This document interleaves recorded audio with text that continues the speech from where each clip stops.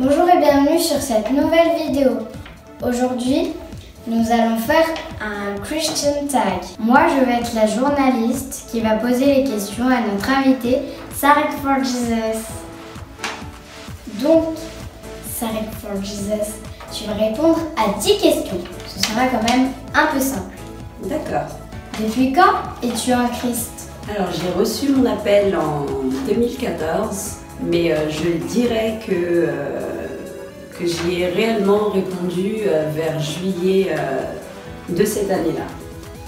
D'accord. Quel est ton verset préféré et pourquoi? Alors, mon verset préféré, c'est le verset qui se trouve dans 1 Jean 4,8 qui dit « Car Dieu est amour ». Et j'aime ce verset parce que c'est le verset qui a répondu en fait à mes questionnements, notamment lors de ma prière, de ma vraie première conversation avec Dieu, sur mes questions de la souffrance, les injustices du monde, les injustices que Jésus a vécues et c'est aussi la réponse à pourquoi est-ce que Jésus est la réponse à cette souffrance. Qui est ta source d'inspiration à part Jésus bien sûr et les gens de la Bible? Alors mes premières sources d'inspiration sont les gens qui m'ont amené à rencontrer Jésus, c'est-à-dire ma belle-sœur et son mari qui sont donc Tata Youb et Tonton Ra. Et j'ai également, il y en a beaucoup des hommes et de femmes de Dieu que j'aime beaucoup, mais je vais juste en citer quelques-uns, notamment Paul Washer, Joyce Meyer, il y a le pasteur Mohamed Sanogo aussi, et quelques enseignants sur OMC TV où il y a Joel Spinks, Michael Lebeau et Jérémy Saudry. Voilà.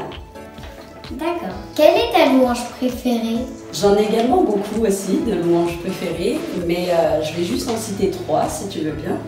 Ah oui. Donc il y a Seeking Deep de Hillsong, ou Ton grand amour en français.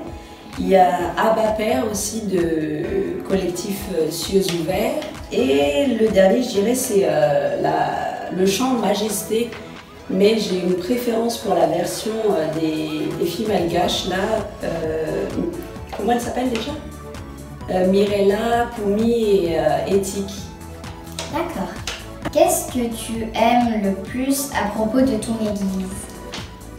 Alors ce que j'aime le plus à propos de mon église, c'est qu'elle soit petite mais spirituelle. Et c'est une église qui prêche le péché, qui prêche la repentance. Et ce que j'aime par-dessus tout dans cette église, c'est que les anciens et les responsables de cette église sont vraiment des exemples de sagesse et d'humilité, je trouve. Comment partages-tu ta foi? Comment je la partage ouvertement? Oui. D'accord. Déjà sur les réseaux sociaux, majoritairement, et surtout par mon attitude, parce que je trouve qu'en tant qu'ambassadeur en fait, du royaume, on devrait avoir une bonne attitude, que les gens voient au travers de nous en fait Jésus-Christ quand ils nous voient, au travers de notre joie, de notre paix, de notre amour aussi. Si tu voyais Jésus maintenant, quelle serait ta première question que tu lui poserais? Je pense que ce ne sera pas une question, mais ce serait plutôt une réaction, donc je pense que je lui sauterai dans les bras. Pareil, moi. Toi aussi? Oui. D'accord. Crois-tu au paradis? Alors, je ne crois pas au paradis tel que le monde le perçoit. Moi, je crois à la vie éternelle. Je crois qu'il y a une vie, effectivement, après celle-ci. Mais le paradis dont le monde parle, en fait, pour moi, la Bible en parle comme du royaume des cieux.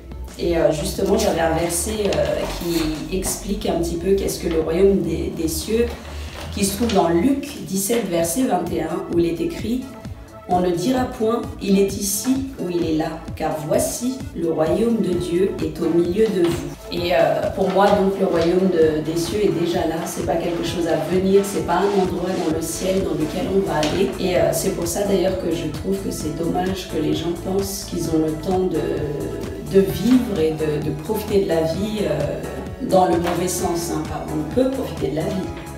Mais c'est dommage de penser qu'on a le temps, alors que le royaume des cieux est déjà là. Et je l'ai déjà dit, mais pour moi, l'enfer, c'est l'absence de Dieu. Comment gères-tu ta prière dans ta vie de tous les jours? Alors, comment je gère la prière dans ma vie de tous les jours? Alors, la Bible dit « priez sans cesse ». Et du coup, on pense qu'on doit faire que ça, en fait, de prier toute la journée, comme les gens un peu dans les monastères, les moines, ou qu'on doit aussi avoir un certain quota de prière. Et pourtant, il y a une citation que j'ai apprise il n'y a pas longtemps, alors qu'apparemment elle est très connue, qui dit « La prière est la respiration du chrétien ». Et j'espère un jour prier comme je respire. Pardon. Mais en tout cas, la prière pour moi actuellement, c'est une simple conversation avec Dieu. Et c'est vrai que je le fais au réveil, je le fais aussi au coucher, mais c'est quelque chose que je fais tout au long de la journée. Et prier, on peut le faire même pendant qu'on conduit, pendant qu'on travaille, pendant qu'on fait la vaisselle. C'est pas la durée qui compte, c'est la régularité. C'est comme l'expression qui dit, c'est pas la quantité qui compte, c'est la qualité. Es-tu prête si Jésus reviendrait demain? Tout à fait. Je dirais même que je suis à fond plus que prête. Parce que comme tu sais, pour un chrétien, la mort est un gain, comme disait Paul de Tarse, n'est-ce pas? Parce que pour nous, mourir, c'est simplement rentrer à la maison. Mais ce serait égoïste en fait de souhaiter que Jésus revienne, n'est-ce pas? Parce qu'il y a des gens qui n'ont pas encore eu la chance, entre guillemets, de l'avoir rencontré, et la joie et l'honneur de le servir. Donc oui, je suis prête à fond et j'aimerais bien qu'il revienne vite, mais en même temps, je veux aussi que, c'est ce que Dieu veut aussi d'ailleurs, laisser le temps à tout le monde. À tout le monde. Exactement. Voilà. Voilà, j'espère que notre petite vidéo vous a plu. Donc pour présenter un petit peu, c'est ma fille donc, qui s'appelle Menrika, qui a bientôt 9 ans, qui a fait le journalisme dans notre Christian Tag. Et comme d'habitude, si ça vous a plu, n'hésitez pas à liker. Si ça vous a plu, n'hésitez pas aussi à commenter s'il y a des questions auxquelles on n'a pas répondu, à des questions qu'on n'a pas posées aussi, que vous souhaitez en connaître la réponse. N'hésitez pas à le commenter. N'hésitez pas aussi à partager à votre entourage. Et si vous n'êtes pas encore abonné, n'hésitez pas à le faire. Et tu veux peut-être dire un petit mot? Non, je peux rien dire. D'accord. Bon on va juste leur dire alors à très bientôt pour la nouvelle vidéo. Et on leur fait un bisou. Comme ça.